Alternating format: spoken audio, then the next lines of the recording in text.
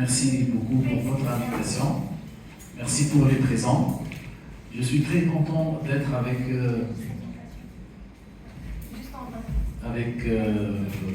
la présence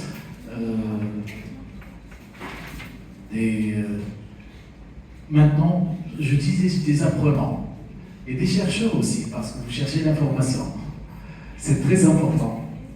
Et la problématique des éléments de la pollution marine constitue un domaine assez vaste, surtout dans le milieu marin. Pourquoi assez vaste? Parce qu'elle est toujours reliée par une chaîne. Qu'est-ce que ça veut dire, une chaîne? Ça veut dire qu'il y a des cycles dans lesquels il y a plusieurs composantes d'êtres vivants qui sont en relation entre eux.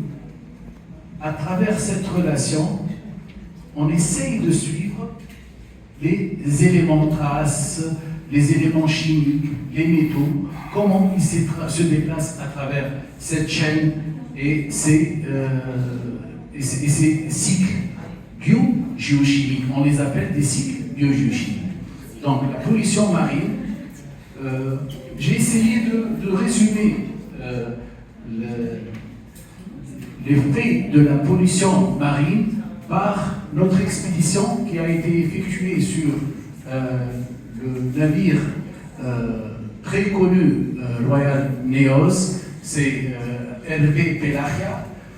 Pourquoi Hervé Pelagia? J'ai choisi parce qu'on a fait beaucoup d'expéditions avec le bateau de l'INSTM, Hannibal, avec d'autres bateaux Antea de la France, dernièrement dans le cadre du projet Hippocampe.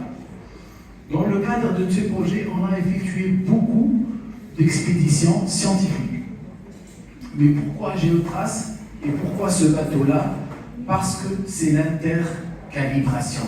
C'est la qualité de l'information qui est la chose la plus importante pour la quantification des éléments traces et de la pollution en milieu marin.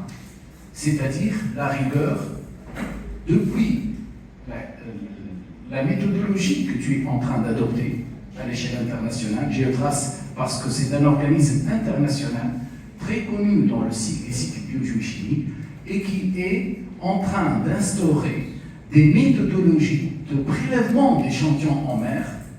Comment prélever les échantillons? Qu'est-ce qu'on utilise pour les prélèvements? Ce type de bouteille varie d'un élément à un autre. Si tu vas travailler le mercure, tu utilises un type de bouteille. Si tu es en train de travailler les éléments traces métalliques, tu utilises un autre type de bouteille. Et la qualité, le laboratoire ce sont des conteneurs qui existent à bord du bateau où il y a tout l'équipement d'analyse pour avoir toujours l'échantillon puis l'analyse directement pour la fiabilité de l'information. Je pense que c'est ce que vous cherchez, la fiabilité de l'information. Après, donc au cours de cette expédition, on a essayé de voir presque la plupart de la Méditerranée, toute la Méditerranée, on a longé toute la Méditerranée avec des stations différentes. Même le Black Sea, on l'a fait avec 8 stations. On a fait Med, c'est pourquoi qu'on appelle Med and Black Sea Expedition. C'était au premier lieu pour l'échantillonnage de l'eau. Mais j'ai convaincu le groupe de travail dont j'appartiens de faire le sédiment. Avec cette CTD-là, on échantillonne l'eau dans toute la colonne d'eau. Ça passe vers le fond marin et ça commence à s'ouvrir une par une pour collecter l'eau à tous les niveaux. On a proposé notre équipe de mettre un carottier qui échantillonne le sédiment pour faire le lien de ce qui se passe au niveau des sédiments avec ce qui se passe au niveau de la colonne d'eau. Donc ce sont les stations, on passe. Voilà, c'est le carottier qu'on a installé le fond de la CTD. Il est installé au fond de la CTD. Quand la CTD qui va échantillonner l'eau passe vers le fond, il y a ce carottier qui s'appelle un carottier. Il a une longueur de 30 cm. Il est enfoncé au fond de la Méditerranée. On a passé d'une profondeur de 600 mètres jusqu'à 3600 mètres. On a des échantillons de sédiments jusqu'à 3600 mètres dans la Méditerranée. Donc, on n'a pas pu faire toutes les stations parce que c'est très lent, comme ça, et on est resté 1 mois et demi pour faire cet échantillonnage-là. C'est très coûteux, c'est très pénible, et avec la qualité du travail, ça nécessite beaucoup de temps. Donc, on a essayé de faire quelques échantillons depuis l'Atlantique jusqu'à, ça c'est le détroit de Gibraltar, et ça c'est l'Atlantique. On a fait quelques échantillons à 4000 mètres d'Atlantique, des sédiments, des carottes de sédiments à 4000 mètres, puis en face de l'Algérie, entre l'Algérie et Tunisie, en face de la Tunisie aussi, non, c'est le Maroc. Après l'Algérie, la limite Algérie-Tunisie, l'échantillon 12, en face du golfe de Gabès, dans les profondeurs, ici c'est à peu près 600 mètres de profondeur, on est à 600 mètres de profondeur, la même chose ici, et jusqu'à dans la partie orientale du bassin méditerranéen, jusqu'à 3600 mètres, à peu près comme ça. Et ici c'est Marmara, c'est près de la Turquie et la mer Marmara. C'est un autre type de bassin et qui a ses spécificités. On passe. J'ai donné quelques. Qu'est-ce qu'on a pu voir à partir de la morphoscopie? A priori, par l'observation microscopique, on a pu voir, c'est en face de la Tunisie, la S13, niveau 6, c'est-à-dire ça existe dans tous les niveaux, pour la colonne de sédiments, des microplastiques. Vous voyez, à une profondeur de 600 mètres, et même plus, on a trouvé à 2600 mètres, toujours des microplastiques au niveau de tous les échantillons qu'on a trouvés. Et c'est le travail de Doha. L'Atlantique, est-ce que vous avez trouvé Doha pour l'Est-Roi? Oui.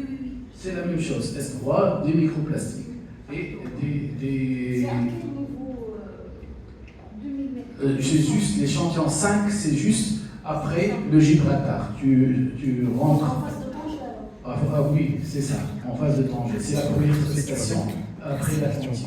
3, 4, il y a le 4 aussi juste au détroit. Et après l'échantillon 5 qui est en face de Tanger. Et on a trouvé tout ça aussi. C'est une observation microscopique. C'est pour vous montrer l'importance des fonds marins. C'est quoi ça? C'est la matrice d'un sédiment superficiel dans les fonds marins. On a vu à S3 au niveau de l'Atlantique, S13 en face de la Tunisie, S19 c'est en face du cône du Nil, de l'Égypte. On trouve toujours ces formes-là de diatomées. C'est quoi les diatomées? Ce sont des phytoplanctons qui sont microscopiques et qui sont très très importants. Donc, comme je vous ai écrit, les diatomées à l'échelle mondiale fixent 10 à 20 milliards de tonnes de carbone, gigatonnes de carbone par an. C'est quoi? C'est très important parce qu'on m'a posé tout à l'heure une question. Et qu'est-ce qu'on a fait du changement climatique? Eh bien, si on n'a plus de diatomées, qu'est-ce qui se passe? Si par un accident, on va détruire, c'est un effondrement du premier maillon de la chaîne trophique. Justement, là, moi j'ai une question. Les premières images, c'est le microplastique, et on sait que le microplastique, c'est une menace, etc. Et là, on voit qu'il y a quand même de la vie. De la vie. C'est l'exprès, c'est ce que je voulais dire. C'est ce que je veux vous passer. Oui, tout va bien. Mais il faut toujours être vigilant parce que je vous ai parlé dès le début des cycles biogéochimiques, parce que parfois ça atteint, parce qu'on sait que les filaments de plastique, ça n'existe pas tout seul, parce qu'ils colonisent un milieu qui s'appelle, c'est la plastisphère, et la plastisphère, ça accumule les films qui peuvent être nocifs, qui peuvent être toxiques, ça peut accumuler des métaux dangereux, et des métaux toxiques, Quand on a parlé le matin avec les collègues de notre blanc bleu, des NAS et des NAS perdus et des filets fantômes, ce sont des vraies sources de pollution. Vous avez trouvé aussi des PFAS, ce genre de choses? Des PFAS et polluants perpétuels. Les polluants perpétuels? Non, on a cherché, bon, j'ai pas cherché dans la plastifère. Les travaux que j'ai effectués sur la plastifère, c'est la recherche des phytotoxines, la fixation des microtoxines, et on a cherché aussi les métaux, l'accumulation des métaux au niveau de cette plastifère. Et on a trouvé 100 à 1000 fois plus. 100, je dis bien 100 à 1000 fois plus de métaux au niveau de la plastifère. Donc ça accumule des métaux plus. Est-ce qu'il y a un lien entre les microplastiques et les diatomes? C'est une colonisation de l'espace. Mais pour les phénomènes, on n'a pas étudié ça. Mais à l'échelle de la plastisphère, parce qu'elle m'a ramené jusqu'à la côte, on a fait ça. Il y a un lien. Bien sûr, il y a un lien. Je me suis rappelé, quand il m'a posé la question, que les NAS en plastique, c'est un autre exemple, c'est le même exemple. Les NAS en plastique se trouvent dans les fonds marins de Rqerqna, de Monastir, et c'est la même chose. On a trouvé à côté des NAS, on l'appelle Bayara. Qu'est-ce que ça veut dire, Bayara? C'est une zone où il n'y a pas de vie. Quand on trouve les NAS abandonnés, tout à côté, il n'y a pas de vie. Est-ce que vous À avez cause de l'accumulation des métaux. Et en plus, les NAS, c'est vert, c'est la couleur verte, c'est recyclé. C'est recyclé plusieurs fois. Quand on recycle plusieurs fois, c'est dégradable rapidement. Et la couleur verte, c'est la couleur toujours. La plupart du temps, c'est le vert de cadmium. Et le cadmium, c'est toxique. Et c'est interdit par la loi. Je ne sais pas ici, je ne sais pas si c'est interdit ou pas. Pour les colorants, je ne sais pas si c'est un colorant.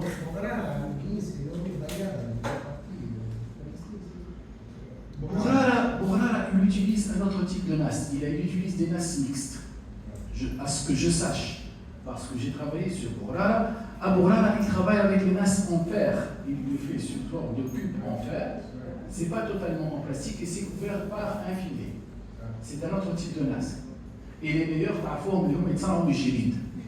Les meilleurs, c'est biologique. Mais c'est un peu plus coûteux, mais c'est ça. Synodine, est-ce que vous avez fait ces analyses à Gabi, par exemple?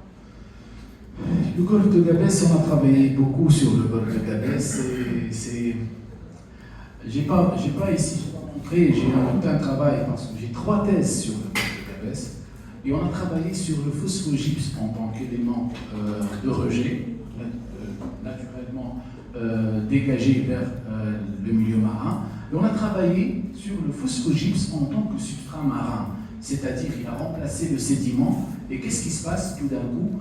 Il a une partie du sédiment ou des métaux qui existent dans le phosphogypse, avec les conditions physico-chimiques, peuvent passer vers la colonne d'eau.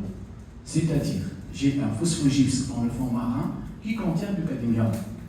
S'il est associé par exemple à la matière organique, et la plupart du temps, le cadmium il est associé à la matière organique. Après cette dégradation, qu'est-ce qui va se passer?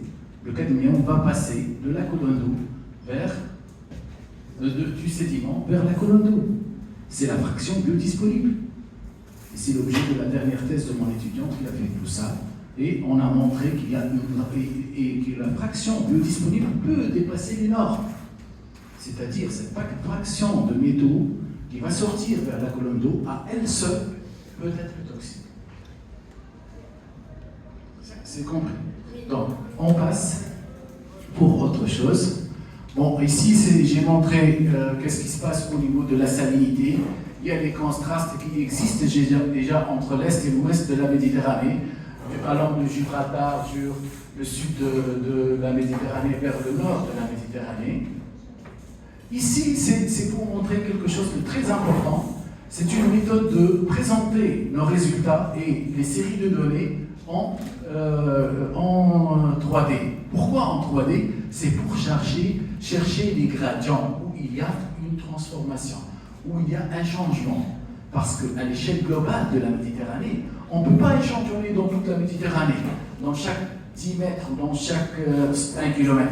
Donc on fait des profils de 3D pour voir où il y a ce gradient-là de transformation à l'échelle des paramètres, tous les paramètres. Ici, c'est le paramètre de la salinité. Vous voyez, il y a une différence entre l'Atlantique et l'Est de la Méditerranée et l'Ouest de la Méditerranée. De plus, pour la température aussi, vous savez que le bassin méditerranéen, c'est un bassin fermé. Donc, la salinité, elle va être, la température, la salinité, elle est plus grande à l'intérieur du bassin. Même la température, vous voyez qu'elle est plus élevée que dans l'océan et dans lac Baltique, ouest de la Méditerranée. Ici, c'est le phosphore. Pourquoi le phosphore? Parce que les premiers maillons de la chaîne trophique se nourrissent du phosphore et de l'azote. Donc ici, on va chercher, voir dans les bassins, ici dans le sud, parce qu'on a fait le leg sud, le tronçon sud de la Méditerranée, le tronçon nord. Il n'y a pas une très grande différence parce qu'on va aller comme ça et comme ça pour voir. Il y a une différence entre ce qui se passe, la production du phosphore au niveau de l'Atlantique, bien sûr qu'elle est plus grande que à l'intérieur du bassin. L'intérieur du bassin, il y a une production assez faible par l'absence des apports et de la production interne de cet élément-là. Et comme on le voit ici, on passe. Pour les nitrates aussi, le bilan des nutriments montre aussi que l'élimination ici de l'azote, elle diffère entre l'est et l'ouest de la Méditerranée, aussi bien au sud de la Méditerranée qu'au nord, du côté de la France et de l'Italie et tout ça. Pourquoi cet assemblage? C'est la minéralogie ici, c'est le fond de sédiments. Qu'est-ce qu'il y a? C'est pour montrer que le changement, qu'il y a toujours, même à grande échelle, des changements. Quand on voit la présence de la kaolinite ici, avec la smectite, ce sont des argiles. Quand on les trouve dans le fond marin, ça veut dire qu'il y a une action anthropique. C'est en face du Nil. Donc, l'action du delta du Nil, il y a une influence, donc des apports qui proviennent du delta du Nil sur toute la zone qui est en face, même dans les profondeurs.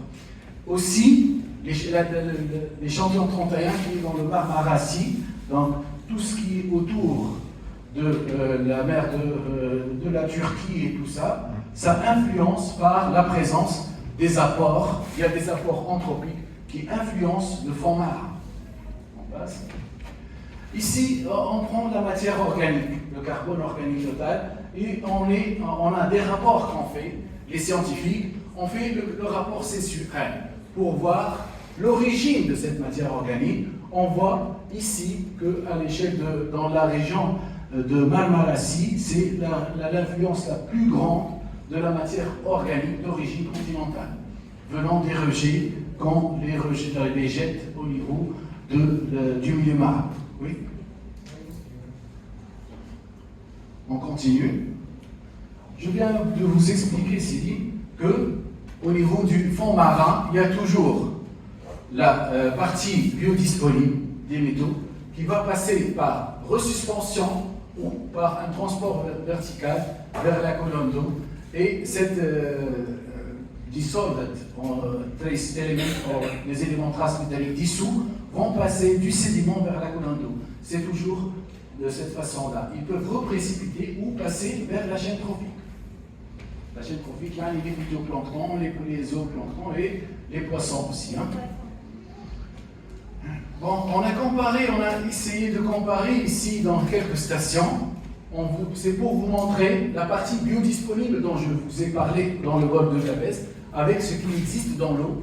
Il y a une corrélation, c'est-à-dire qu'il y a une variation similaire à l'échelle, par exemple, de l'échantillon 19 en face l'icône du Nil, donc de ce qui se passe dans l'eau avec ce qui se passe dans la partie biodisponible pour le plan. Donc la biodisponibilité existe et elle est bien installée et il y a des échanges qui se passent avec la colonne d'eau. Même pour le nickel, il peut dépasser même les valeurs où il doit exister au niveau de l'eau. Donc presque plusieurs stations en face de Tunis, en face de Nil, en face de la Turquie, l'Italie aussi. Tout ça, ça montre qu'il y a une activité, le Nil, on peut décrypter avec la présence d'activités anthropiques, des rejets qu'on rejette dans le milieu marin. On passe. Pour faire très simple, si me le dit, j'aurais bien ce qu'a dit notre collègue Malouane tout à l'heure, il faut nous faire peur. Le nickel, on va le manger après dans les poissons ou pas? On a fait un autre projet, c'est le projet on a fait avec les Français, le projet Hippocampe. On a essayé de voir les niveaux dans l'eau entre le golfe de Gabès et le golfe de Lyon, et on a fait tout le trajet. Il y a un appareil qui essaye de voir le niveau où il y a le maximum de phytoplancton. On ramasse ce phytoplancton et on mesure les taux des éléments traces métalliques. Et ben, on peut trouver des niveaux où il y a des niveaux très élevés. Mais pas dans le golfe de Gabès. On n'a pas trouvé ça dans le golfe de Gabès, je le dis franchement. On a cru qu'on va trouver de la radioactivité, on n'a pas trouvé de radioactivité dans les fonds marins parce que c'est à 600 mètres. C'est dans les fonds, c'est ce qui se perce. Donc, on peut le faire, on peut trouver ça. Oui. Alors, machin.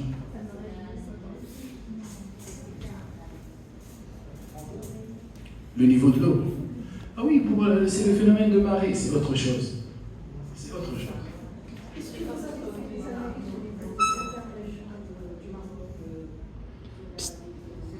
C'est dans le cadre du projet Géotrace, on a fait ça.